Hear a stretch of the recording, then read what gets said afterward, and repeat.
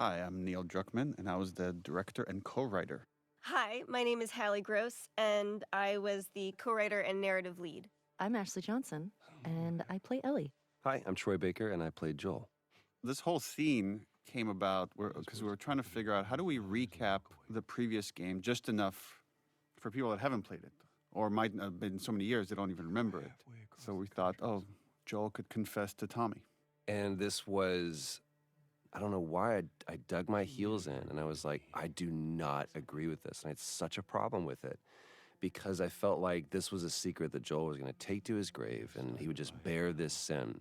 And it wasn't until we were on set, and I'm sitting across from Jeffrey, and I'm watching him just listen to Joel.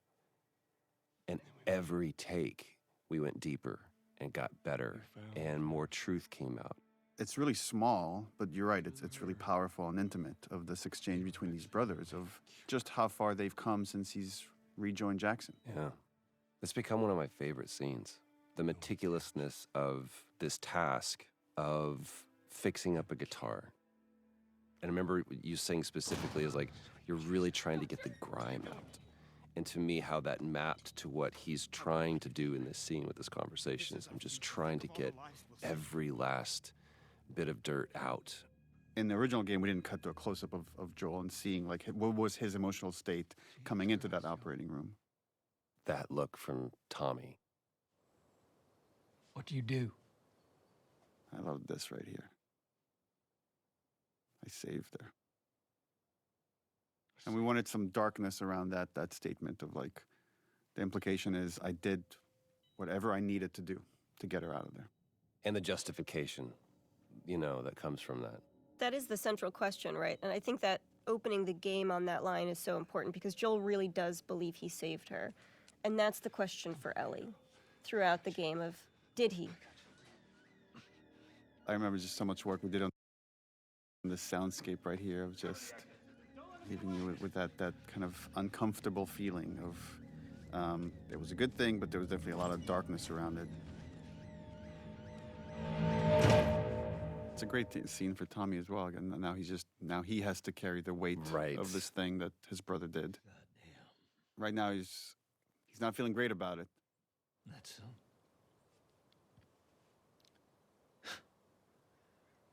That's a lot. That's a lot. He's also a family guy, so on some level he gets it. What does Ellie know? And he gets obviously he knows what Joel has been through and why that decision was so important for him. I told her they just ran some tests. There's something to me that hits me every time when Ellie rolls over. Mm-hmm. I don't think I caught it as much. I don't think I was aware of it. Like, Neil, you being a parent, you're more familiar with some of those gestures than I was, or I am now. Traveler will do this, where he will, when I put him to bed or whatever, and he's ready to go to sleep, or he needs to be alone with his own thoughts, he'll do that turn. And it never really hit me that that's what Ellie is doing, is just, okay, I'm done talking about this now. I just kind of want to be private in my own thoughts. Which is also an interesting juxtaposition that's happening here, is we're getting to see the moment he was lying to her while he's confessing the truth to his brother. And the differences in those two relationships now. And it's, despite how much they've been through and how much Ellie has become an equal of sorts, he still sees her as his child. And if he has to lie to her to protect her, he will. It was important to get this final handoff of playing as Joel one last time as this beautiful sunset ride towards Jackson before we fully kind of hand off the baton to Ellie.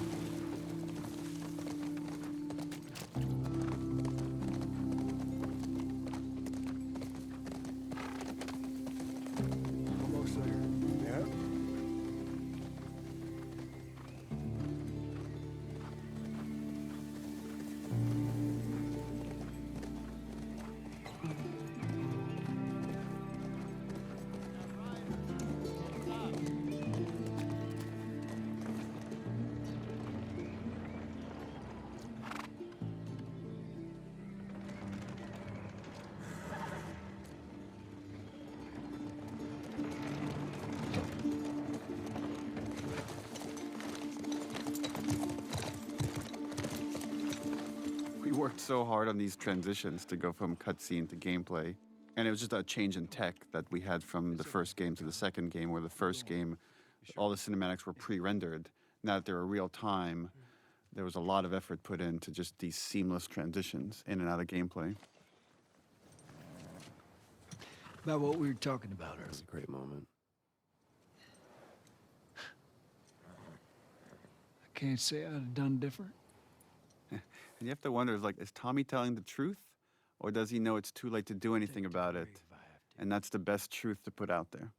There's also something it's just occurring to me now, but I think confessing to Tommy really speaks to sort of the themes of the game of how hard it is to be alone and to carry things alone. And even Joel can't do it at a certain point and needs to unload on Tommy. And so what it is for Ellie to isolate further and further and further and carry her secrets alone more and more and more.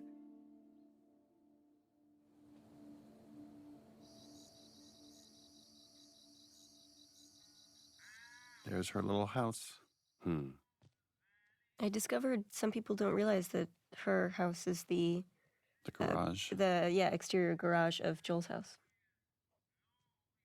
Look, she's drawing a deer. Oh, and you're hearing Sean James' song, which was Okay, the yeah. song we did for the teaser trailer. Ellie? Shout out to the environment team that had to build several different versions of this room, as Ellie has lived in it for longer and longer and got more and more of her items from the old world that she's obsessed with. Lava lamp. I love this moment of just like, hey, how do you? Jesus. Do you both remember when we did this scene live on stage, Yeah. just for an audience of 100, 200 people? I forget Yes. exactly. Like Jeff Keighley set up this one night live, and I wrote the scene just for that. But in the back of my mind, I knew already this would be the opening for the second game. Oh yeah, and that was Talking about how impressed they are with some of that was streamed except for this scene. That right, was just for the audience. yeah, we did not stream the scene. There was this. I remember we got it, and then, going out riding the other as day. often happens, there's a team of people that kind of come up to you, and after you go, cut, He told me a joke. you know, best that one. That's a take we can go with. And people just kind of clouded around you, and there was a conversation that was happening. We were trying to figure out what it was, and I saw you do your, everything's okay, it's okay, it's fine, it's fine. And then afterwards, you tell me this story that in Uncharted 3, the ship capsizing was one of the most resource draining, almost game breaking things that you guys, one of the most ambitious set pieces you'd ever done. And then in the Left Behind DLC, the photo booth was one of the most resource draining, almost game breaking things. He goes, up until you decided to put your thumb in your belt loop. Oh, that's Yes. right. Yeah, so actually that's funny because you did that. Joel initially didn't have his shirt tucked in, but in order to honor again this little gesture that you did, redesigned his clothing. And the way we did clothing on this game is we actually sourced the actual material and scanned it. So we had to like source the shirt, the pants, the belt, scan it, so we could do this one gesture that you did, which was like looping your thumb around your belt. Trust in you.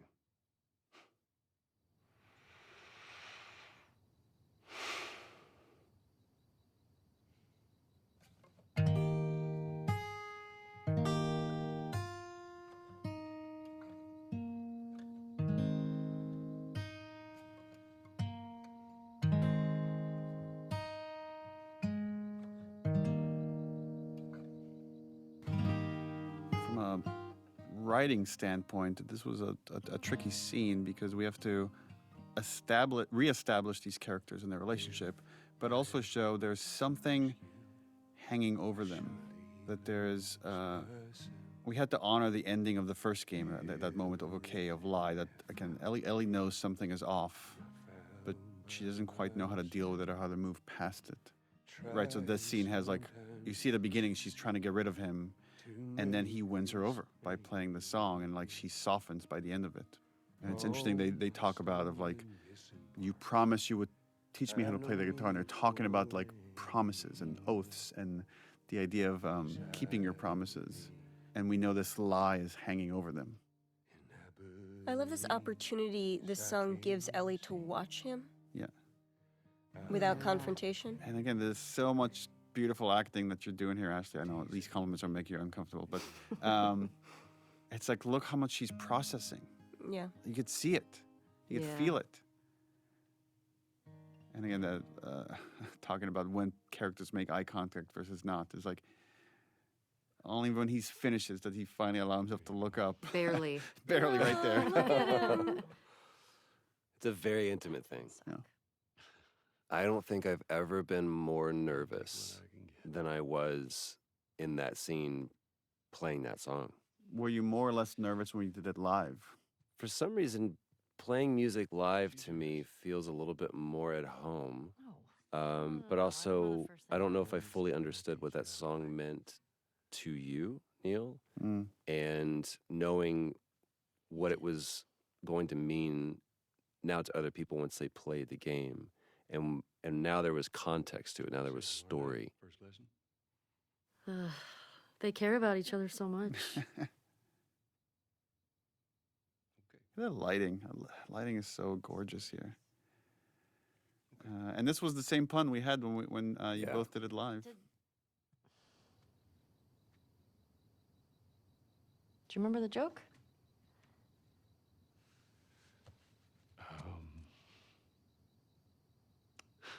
And you could see the shift in Joel. Like that song has just shifted the relationship a little bit. It moved the needle. Mm-hmm. He's standing up a little taller. It's time consuming. I love how much he's just trying to reach out to her on her terms. Yeah. Yeah. He still got that in Giving him. her space. Yeah. Still got that. Yeah. Can I get over? And this again, this writing is the same. It's like how this ended was the same as the live version, where you just play the low E. Well, I guess with the capo it would be an E, but boom, and just let this ominous note linger.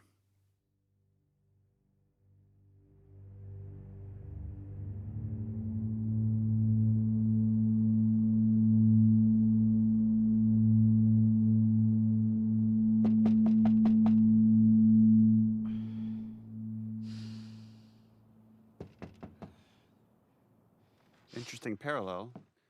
In Last of Us Part 1, Joel wakes up after the multi-year jump Was to, that to a knock at the door. Oh. was that an accident?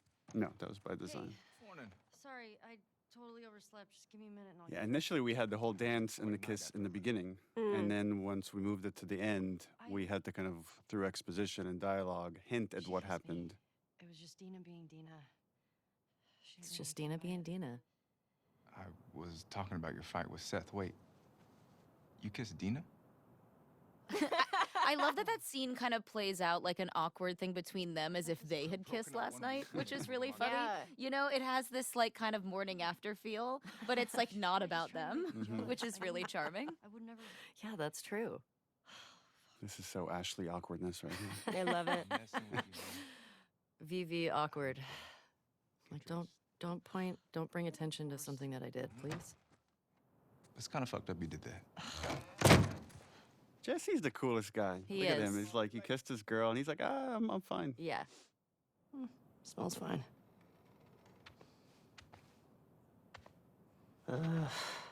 So tired.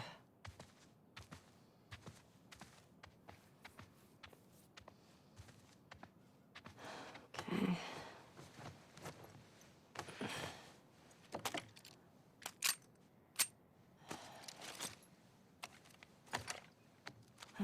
Sure.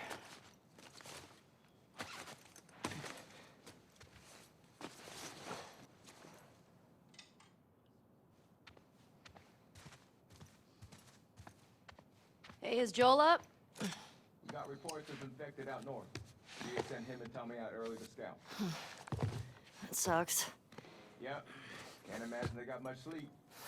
Definitely not as much as you. Shut up. I was just about to get up. I was. You got everything? Yes.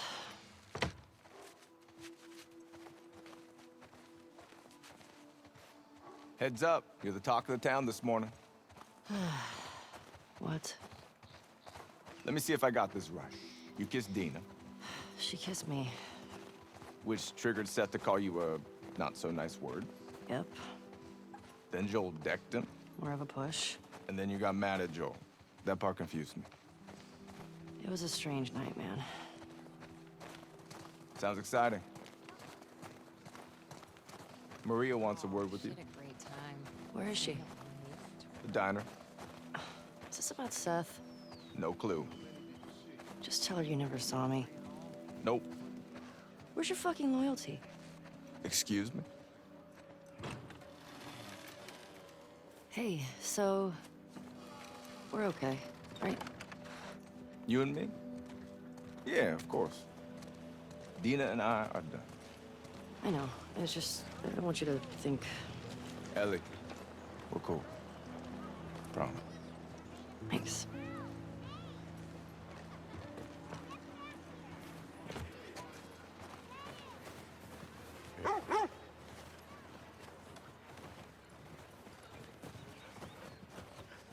Hey, old timer. Yeah, get a good scratch. Trying. Careful with those bolts now.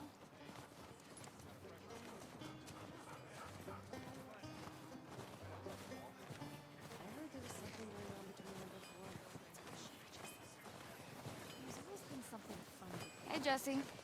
Oh, hi. We'll call it an IOU for now, but next week I want to see fair trade.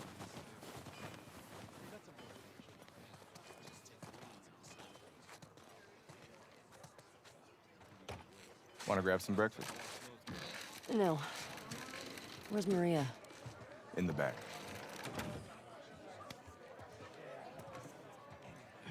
Excuse me. Oh, Seth. There you are. Come here. Oh, Seth.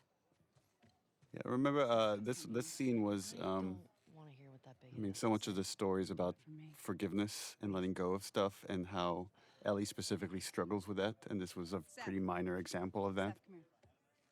Turns out I really struggle with it because I still hate this scene. I'm like, fuck that guy. I know, He's me trying. too. Look at him. He's Doesn't he's a work. steak sandwich. He's trying so hard.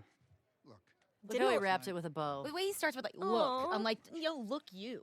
Yeah, don't looky hear me. Let's just. Oh, now it's her fault. Great job. Yeah, this scene makes me so mad. Hey, I'm trying to apologize, you little bitch. You're like, what? Made you some sandwiches. Okay. They're steak. Thank you, Seth. Didn't we discuss cutting Baguette sandwich because people had such a hard time understanding it at first? Yeah, they kept hearing bacon sandwich. Bacon sandwich. Yeah. Bigot sandwich was a. Baguette sandwich. Yeah. I appreciate that. What you got there? Baguette sandwiches. Yeah. Forgot about that. Smells good. Hallie, you wrote that, didn't you? I don't know. It just bigot sandwich feels does V feel very Hallie Hallie. to me.